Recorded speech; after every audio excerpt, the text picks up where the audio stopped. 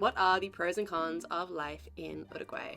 Well, let's talk about it. For anyone who is new, hi, my name is Maddie, and almost 6 years ago now, my husband Alejandro and I moved to Uruguay.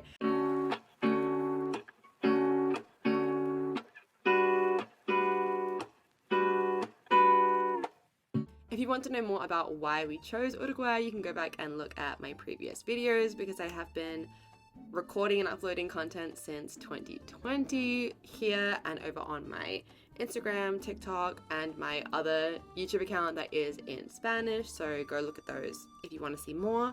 But today I just wanted to share a insider's guide on the pros and cons of Uruguay. I've been seeing a lot more discourse about this country in English online recently, which is great because when I moved here there was almost no information in English available, which is why I started the channel in the first place. But at least I can tell as someone who lives here, a lot of it is created by accounts who make content about all of Latin America. And while this is great, I think the more opinions and information, the better. It is clear that the people who made those videos just researched online, found AI generated lists, and didn't actually have a lot of lived experience in the country. So that is what I'm going to share today, is my top 10 pros and 10 cons of life in Uruguay as a foreigner. I specifically am from Australia, so that's my basic background. Grab yourself a hot beverage or a cold one. We're heading into summer now in the Southern Hemisphere, and let's get started with the pros list. Okay, the number one pro is going to have to be the quality of life.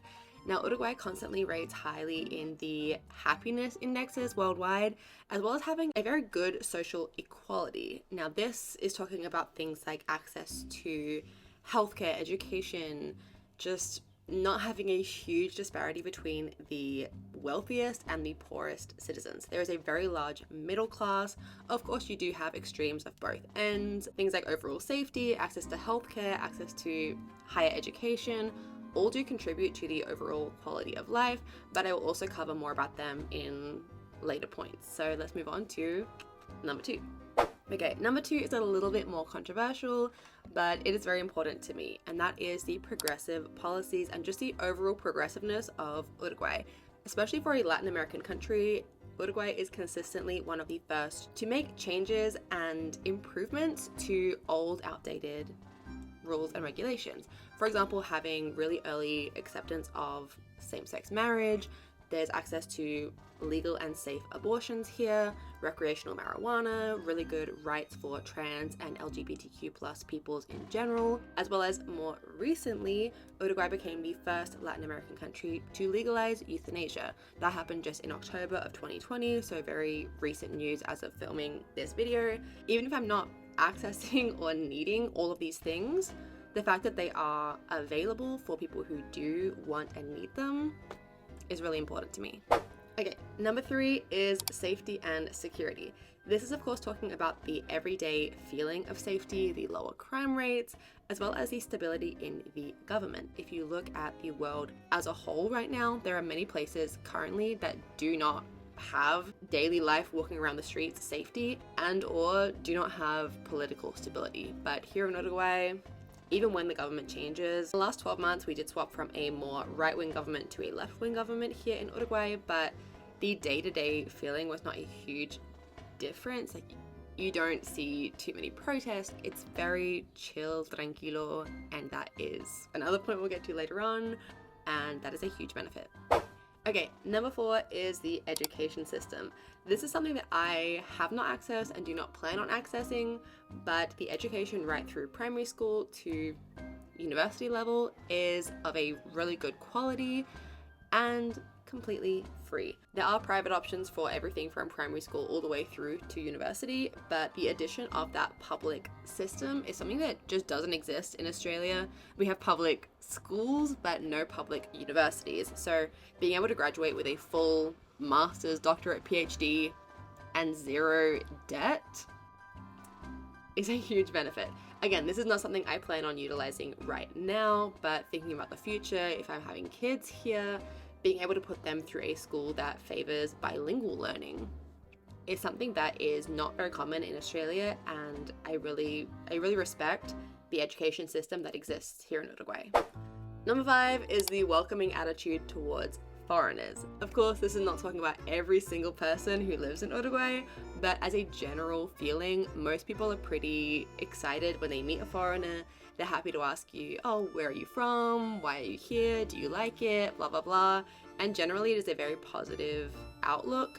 And that is something that is really important because I know there are a lot of places around the world. For example, I know in Barcelona, at least last year, I'm not sure if it's still the same in 2025, but they were really not happy to have tourists there. The locals were mad about it and were actively doing things, negatively towards the immigrants, the foreigners.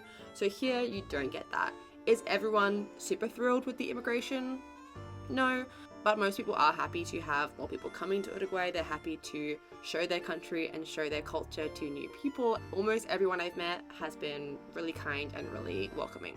Additionally, to that point, I also want to mention that getting residency here is comparatively pretty simple. The process might take a little while because of the bureaucracy, which we'll get to in the cons, but the requirements to be approved for residency here are pretty manageable. The cost is pretty minimal, again, comparing to other countries like Australia. And yeah, if you have the right people to help you, it's a pretty simple process. Okay, number 6 is affordable quality healthcare. Again, in Uruguay, not only do you have free education, you also have a free healthcare system. Private systems do still exist, ranging from anywhere from about $40 a month to $200 a month, and that will depend on the access to specific medical professionals and certain hospitals. However, even the public system does do the job. You can go to a doctor 100% for free, receive medicine at a very low cost if you need it, and having access to that is something that I don't know how I would feel living in a country that didn't provide that for its citizens and residents. So should you go to the public system and expect the fanciest high quality equipment? No, but does it exist? Yes. Small little note though, the healthcare system here, both public and private, is a lot better when talking about physical health than mental health. But I feel like that is the case worldwide, and it is slowly improving, and hopefully within the next couple of years it will get better and better. Number 7 is the culture, and specifically Carnaval. I personally love a lot of cultural things here in Uruguay. For example, the tradition of drinking mate, dulce de leche, walking along La Rambla, slow summers. All of those are things that I personally love and use regularly within my life. However, the biggest thing for me is the party or festival culture, specifically when talking about Carnaval. I love the music, I love the dancing, I love the parades, the costumes. If you have the opportunity to come to Uruguay for the end of January, beginning of February is when they have Carnaval each year. It is something I look forward to every summer, and again, something that we just do not have an equivalent in Australia, and I love it. Okay, number 8 is the beautiful beaches. This is something that maybe I don't put so highly on my list because growing up in Australia, I had access to beautiful beaches my whole life, but if you are from a country or a city where you do not have clean oceans or an ocean in general, then Uruguay is great for that. They have a very long coastline, lots of amazing beaches. I tend to say that the closer towards Brazil you go, the better the beaches, because near Montevideo or further towards Argentina, the ocean water is mixed with river water, so it's a little bit more dirty. But in terms of the beach atmosphere, walking along La Rambla, which is like a walkway, one of the longest continuous walkways in all of the world, but if you're walking along there, it's like palm trees, you get the white sand, you get the look of the beach. It's beautiful. It's beautiful all year long, but specifically in the summertime. Again, I don't know that I would personally go swimming in the beach there. You can. The water's a little dirty for my liking, but the further towards Ciudad de la Costa, where I live, or even towards Maldonado or Rocha, the beaches are even better. Beautiful, clean, clear. Yeah, everything you want in a beach, they have. Number 9, I'm not going to talk about too much, but it is the friendly, laid-back culture. This, of course, has its pros and cons because when something is so laid back, things tend to move a little bit slowly, but I would still prefer to have a calm, friendly environment than an uptight one. So again, take with it what you can. Number 10, this is something I don't really think about too much, but when I was looking at lists online, this came up consistently and I was like, okay, let me add it to my list. Internet connection. When I was spending time in South Africa, where my husband is from, the internet situation is abysmal. So the fact that here I can work online, I can make my videos, upload them, I can download content, we can even stream on Twitch easily. Having access to internet that can do all those things easily enough, that is not too expensive. We've always used Antel for our house internet, or then more recently swapped to 360. We also have Antel for our mobile data. There are other options, but that's just what we have personally gone with and what I feel like tend to be the better option in terms of connectivity for the whole country, not just within Montevideo. That's what I would personally recommend.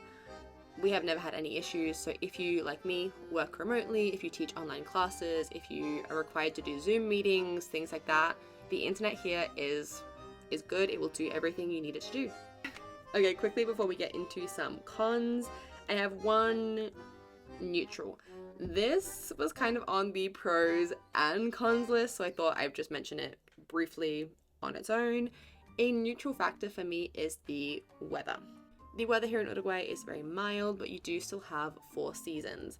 By that I mean that in the wintertime, it very rarely drops below 0 degrees, so things like snow and ice you don't really get. You might wake up in the middle of winter and see frost on the grass, but then it's gone in an hour or two.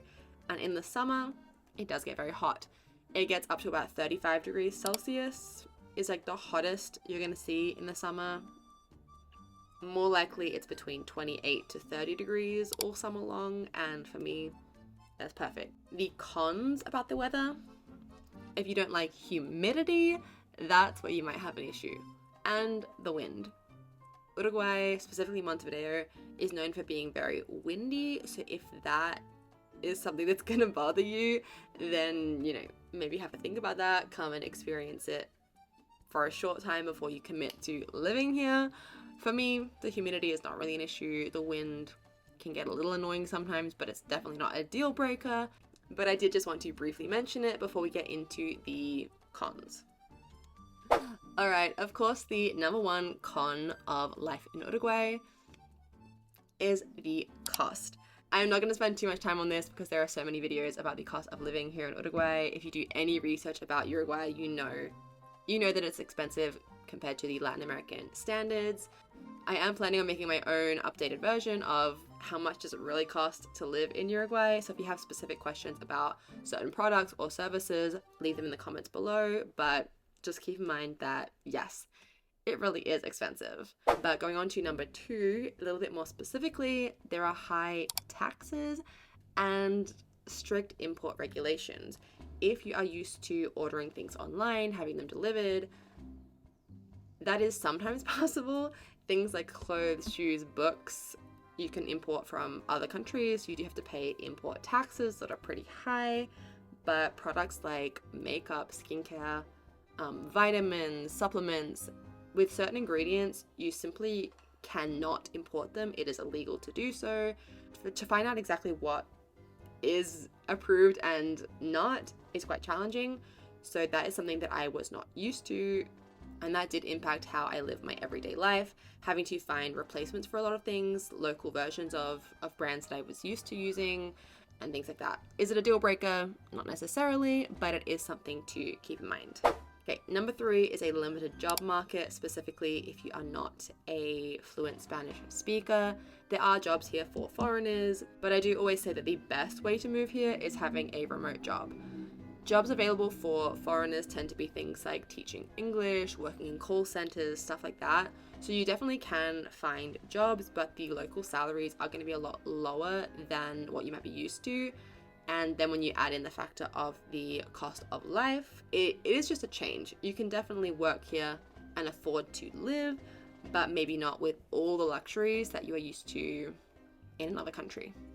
Okay, number 4 is the slow bureaucracy. or just slow everything. Getting residency here is a fairly easy process, but sometimes the appointments do take a long time. People here are not in a rush, and that is great for the workers themselves, but it is not always great when you are trying to get something done. Typically, there are ways to speed up processes if you can pay for it, but generally speaking, life here moves slowly.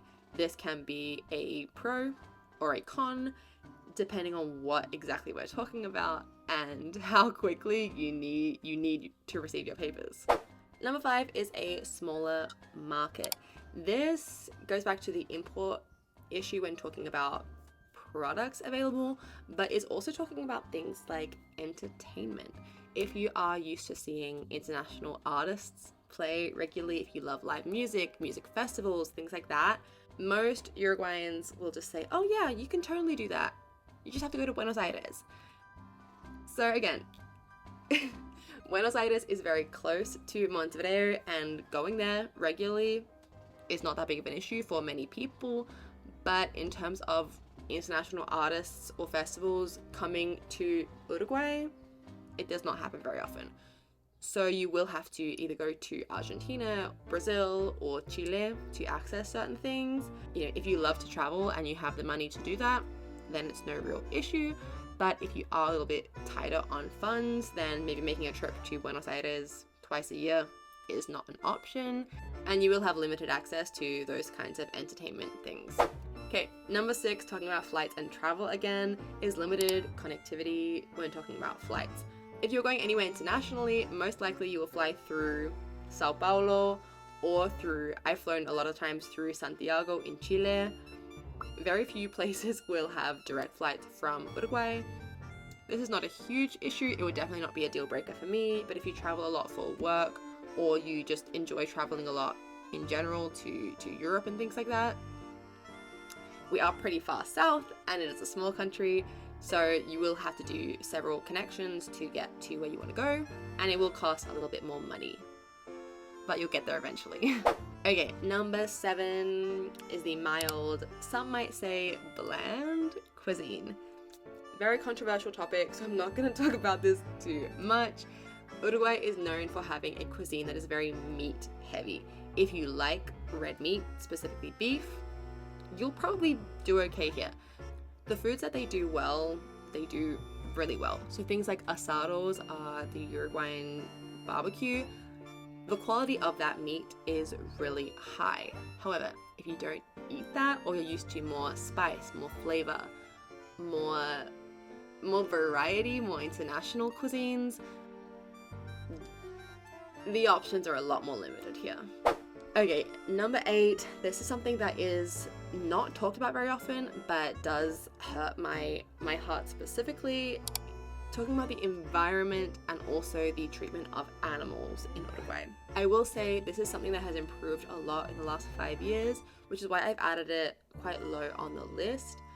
But when I first moved here, the trash issue, littering, or people going through the rubbish bins in Montevideo and just leaving it a mess, rubbish ending up on the beaches, in the parks, aesthetically, it's not the best.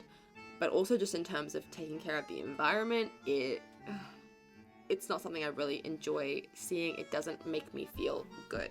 Where I live now in Ciudad de la Costa, we do have access to recycling bins for every household and a compost bin that was provided from the local council. This, I believe, is not available yet in Montevideo. They do have access to recycling, but you really have to go out of your way to do it. It's not available in most apartment buildings. You can treat the environment well if you want to, but you have to go out of your way to do it. In terms of the treatment of animals,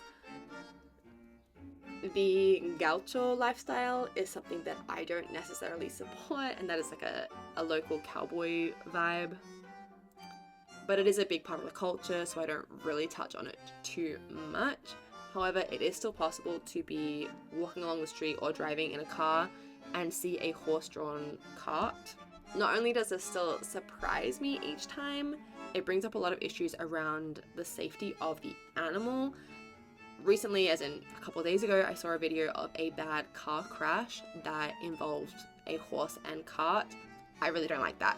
So if that is something that is going to bother you, seeing horses on the streets in 2025, 2026, this may not be the country for you. Does it happen very often? No. Are some of the cars electric? Do they have electric buses? Yeah.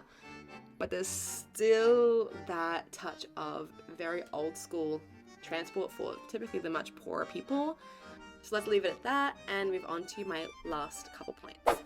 Number 9 is just a lower overall standard when talking about infrastructure and accessibility.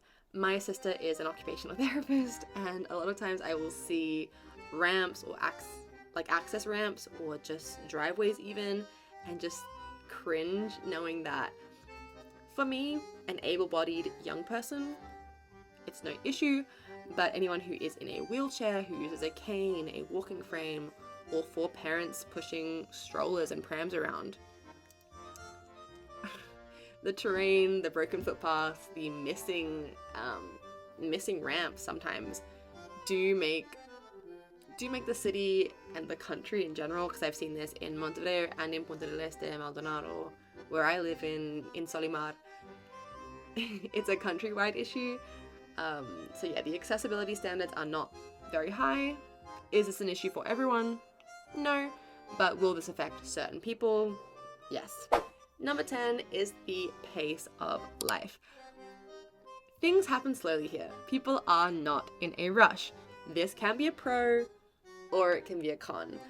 If you are going to go out to a restaurant and get frustrated that you're trying to pay and no one is rushing over to help you, you're gonna need to make some adjustments or find somewhere else to live. Nobody here is in a rush. I kind of love that, but there have been many moments where I'm at the bank or trying to get certain things processed in time, and then, you know, the office is just closed for all of January because they're at the beach. There are times when it is very frustrating, but there are also times when I love that it's just slow here. So you take the good with the bad. Okay, I've been talking for a lot longer than I planned to, so I hope you found this video interesting or helpful in any way. If you did, please go ahead and give it a thumbs up. That helps me out more than you will ever know. And if you want to see more videos about life here in Uruguay, of course, subscribe. I put out new videos every week, and you can go follow my other social media. I'm posting over there a lot more regularly, including videos in English and or Spanish, maybe a little bit in Portuguese coming up. If you have any more specific questions, concerns, if you have a suggestion or video request that you would like me to make soon, again, comment below. I'm down there reading and replying to all of them. But for now, that is all. And I'll see you next time. Besos. So if you want more information about the journey we've had from 2020 until now, you can go and... The beginning is always the worst. I think I'm just gonna start again. Okay, first 5 minutes. Okay, let's just start fresh. So,